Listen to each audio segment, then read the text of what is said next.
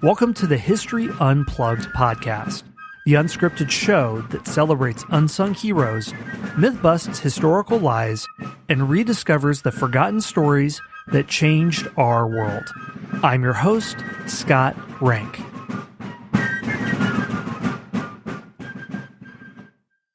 All of us have dark secrets in our family. What if you could tell that there was something really dark buried in the past that your parents, aunts, and uncles would never talk about, but it was this elephant in the room whenever you got together? Well, what if you found out that your grandparents were involved in the Third Reich? Not only that, but they were enthusiastic members of the SS. Well, today I'm talking with author Julie Lindahl, who had exactly that experience.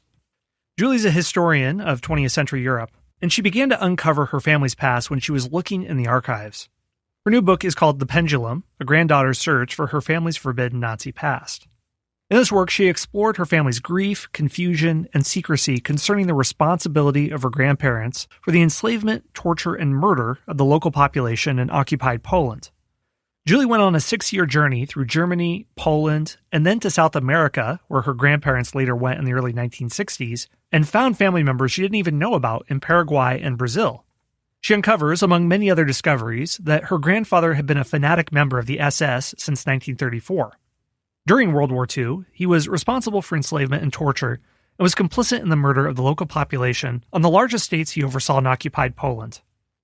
And in her research, she encountered villagers in Poland who directly suffered by her grandfather and tries to grapple with how to come to terms with a past that includes your own family members but is also very dark. So we get into a lot in this discussion: how Julie put together this story, how she discovered it, how her family members reacted when she revealed it, but also, how do you take these lessons from history and understand all the complexity when sometimes your own family members can be indicted in a bad story, but still try to get positive lessons about what to do in the future? I hope you enjoyed this discussion with Julie Lindahl. Julie, welcome to the show. Thank you. We have a lot to talk about. You have a fascinating story, and this is a story I haven't heard on this podcast before. I don't think my listeners have heard a story quite like this before, of having a family member involved in the SS. So we're all going to hear your full story of how you got the full story and got into the archives. But before we get into that, what was the first inkling that you got that your grandparents were involved with the SS? Was it family lore that you heard? Was it something you found in the archives? Well, I think the very first inkling I had was when I was a student of international affairs at Oxford University and happened to choose Polish-German relations in the 20th century as my subject matter. And, my family had never mentioned anything about this history, so there was no personal reason for me to choose that subject. But as I was deepening myself in in what took place in Poland under the Third Reich and in occupied Poland during the war, I started to put two and two together. I was born in Brazil in 1967. My mother was born in occupied Poland in 1941, and my grandparents went to Brazil in the years after the war. And so I started to get an idea that perhaps my grandfather had been a perpetrator. Now, I didn't know that he was in the SS. That information came later on when I went to the German Federal Archives in April 2010, basically driven by desperation to know the truth because no one would tell me. But I must say that through the years of conversations with my German grandmother, who I love to spend time with, who I shared many interests with, I started to sense that perhaps this was the case, and perhaps they just simply were not sharing the full story of what they had been doing in Poland during the war with me. Before we get into the full story of what they were doing, first, could you paint the picture of what's happening historically? First, what was daily life like in Nazi-occupied Poland, relationships between Poles and Nazis? And second, can you describe rat lines, what they called how high-ranking Nazi officers, we always think of generals like Joseph Goebbels, going to South America and how that process worked? Mm-hmm. Yeah, well, let's start with what life was like in occupied Poland. My grandparents were stationed in west central Poland, so an area called the Warthegau, which was what the Nazis named the Central Western Province. They're what they made into a new province of Germany after they invaded. And this area, and indeed most of occupied Poland, was really what you could say a greenhouse for the SS's ideas. And of course, their primary idea was to create what they saw as a racially pure Germany, where Germans had plenty of living space. And so really, my grandparents were stationed in an area where the SS hatched all their worst ideas. And, among them, of course, the concentration camps, but also the way that they waged their racial war. I mean, the tone was set in occupied Poland, and my grandfather was likely a part of he may have been a member of one of the mounted police squadrons that came in after the initial invasion by the German army, which really were pumped full of this propaganda about the racial struggle and set the dreadful tone of the war. As far as maybe I should say something also about the relationship between Germans and Poles right. before I go on to the Latin American piece, because really the head of the Nazi head of the Warthegau, so this new German province, a man called Arthur Greiser, made some very well-known speeches in which he called Poles the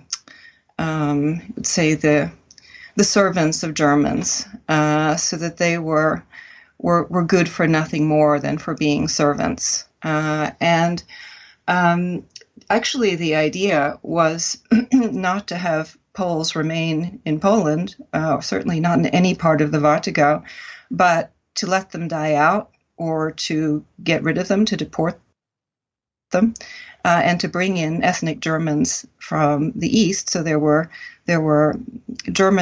people who regarded themselves as ethnically German who lived in different parts of Eastern Europe and even Russia, who were supposed to be welcomed back into the Reich, as was. I mean, there were big signs saying "Welcome back to the Reich" in this area of Poland. But Poles were regarded as degenerate, and they were supposed to be wiped out in the end. So. As Slavs in general were regarded as a degenerate race by Hitler, which was actually one of his biggest mistakes, because it was because of his view of Slavs that he actually ventured to invade the Soviet Union. He viewed them as being weak and unable to stand up to his army, and of course, as we know today, he was quite wrong about that. One other question for your grandparents. Were they of ethnic German background, or were they of Polish background? No, they were from northern Germany. Oh, okay. Now we haven't done any DNA tests on them, so we don't know Right. we don't know where they actually came from. That always delivers a few surprises. But they came from northern Germany. They came from Schleswig-Holstein, and that's where they returned after the war. Mm-hmm. The interesting thing is that when they returned to Schleswig-Holstein after the war, they called themselves refugees. In order to benefit from the system for helping refugees after the war, and I guess in order to sort of partly garner sympathy, but they were not, in fact, refugees, because they came from the West. You know, they came from Schleswig-Holstein. So, and yes, there were Germans who lived in Western Poland who were there during that time, and they tended to be. It was mixed, but they tended also to be a little bit more difficult, at least towards the late 30s, Germans who had, lived in that western part of Poland. It was harder to kind of persuade them to see Poles as degenerate because they were exposed to them and they lived in this kind of middle zone between two cultures. So, so about the Latin American question you had about the rat lines. Yes. And your question, I guess, was how it was that these people, former SS, made their way to Latin America. Is that right? Yeah, because I know about the high-profile cases in the immediate aftermath of the war, but I didn't know that this was still happening in the 1960s. I was surprised to hear that. Yes, we know that there were many who fled. Even there were some who even made their arrangements during the war already to flee to Latin America, where they knew they would find a sympathetic, ideologically sympathetic environment. But this continued throughout the post-war period. Now, my grandparents left Germany in December 1960. And if you think about what was going on at that time, I was, of course, told that therefore their departure for Latin America had nothing to do with what they had done during the war or what they had participated in during the war. But a little closer look at history actually revealed quite the opposite. In 1958, in the German Federal Republic, the first new wave of war crimes trials started. And so the reason that these began again after Nuremberg was because the United States and Israel brought pressure to bear on the young West Germany, on Chancellor Adenauer. And this was because of the Cold War. They needed to have or at least from the United States point of view, less from Israel's. Israel was, of course, simply seeking justice, which is completely understandable. But the United States needed to have a strong West Germany in the middle of Europe and could not afford to have the accusations by the new East Germany that the West German state was simply a continuation of the Third Reich, that it was full of fascists running around free, which to some extent was true.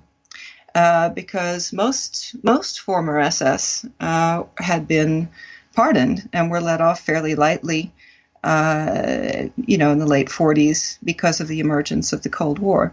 So these people were sitting in positions of power in politics, in schools, in local government, and this situation was intolerable. So Adenauer allowed the opening of new war crimes trials, and the first one took place in Ulm. And the outcome of that trial was that it was no longer, you were no longer let off the hook if you argued that you had simply followed orders. So, and of course, this was a real wake-up call to quite a lot of SS who had most of the time argued that, well, it wasn't, I would never have done it had I not been required to follow orders. And in fact, my grandmother often said that, if my grandfather hadn't followed orders, he would have been strung up. But that actually wasn't strictly the case. So anyway, that whole argument fell apart. And after that, a federal prosecutor's office was established in Ludwigsburg in the same year, in 1958.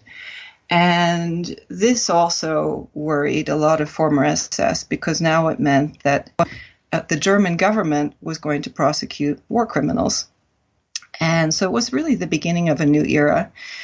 And so finally, when Adolf Eichmann was captured in Buenos Aires in May 1960, this really rung the alarm bells through former SS communities because it was fairly clear from the beginning that he was going to be put on trial by the Israelis. And many people wondered, that is among former SS circles, who he was going to name in this trial. Right. So many of them started to make other arrangements. And my grandfather happened to have some, he actually, during my research, I identified another former SS who had fled earlier, so who had fled towards the end of the 40s to Brazil. and who he kept contact with, and who at that time helped him and his wife